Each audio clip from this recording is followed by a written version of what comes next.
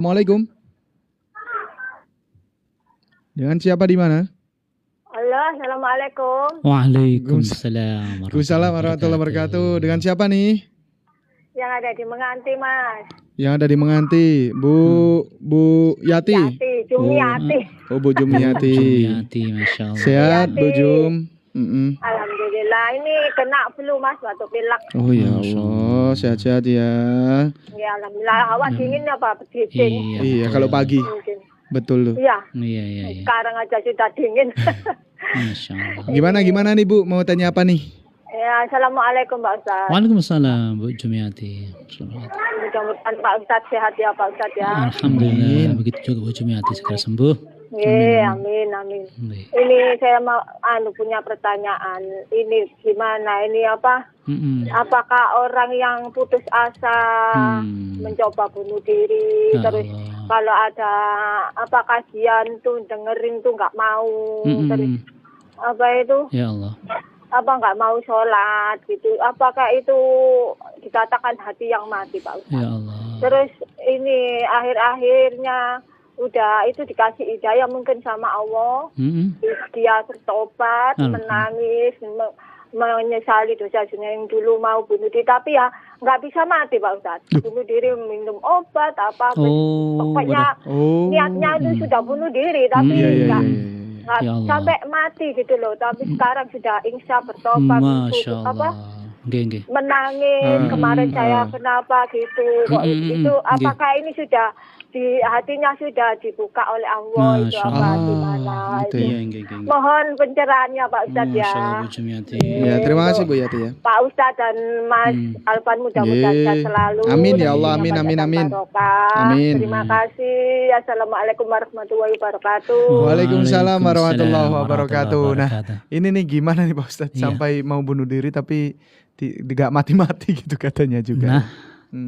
Mitra Muslim, itulah kasih sayang Allah kepada kita. Selalu saja Allah sebenarnya memberi sinyal-sinyal untuk kita mendapat hidayah. Dan selamat buat kalau itu saudaranya Bu Jumiati ya. Selamat kepada beliau yang sekarang sudah bertaubat. Nah ini fakta bahwa hati yang mati itu hanya Allah yang bisa menghidupkannya kembali. Ya. Itu bisa dilihat oleh Bu Jumiati ya di surah Al-An'am ayat 122. Jadi Allah sudah menggambarkan bahwa hanya Allah yang bisa menghidupkan hati manusia. Ya.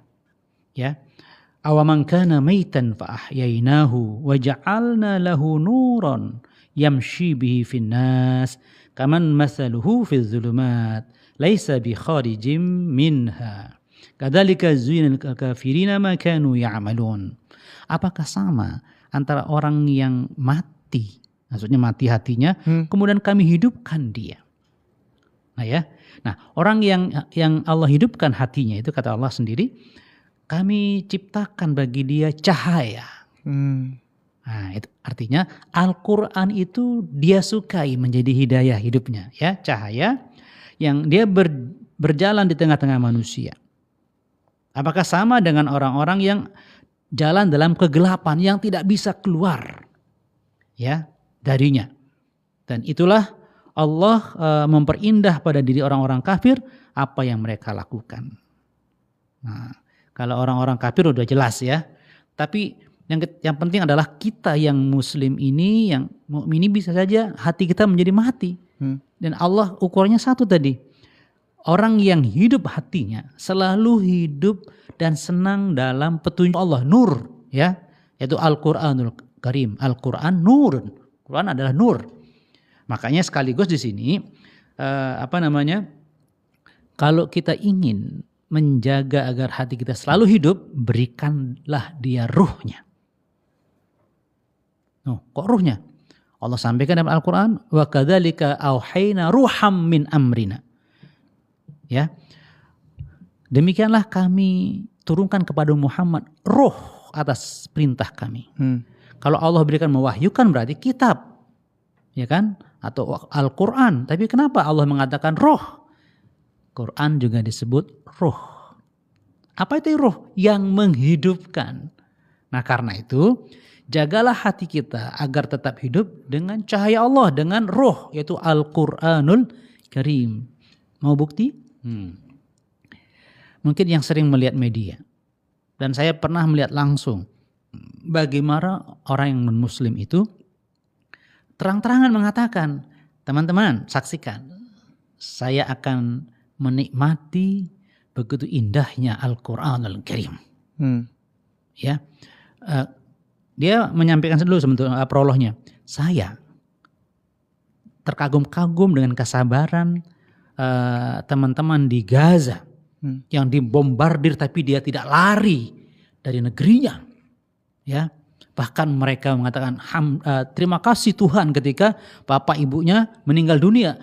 Saya heran.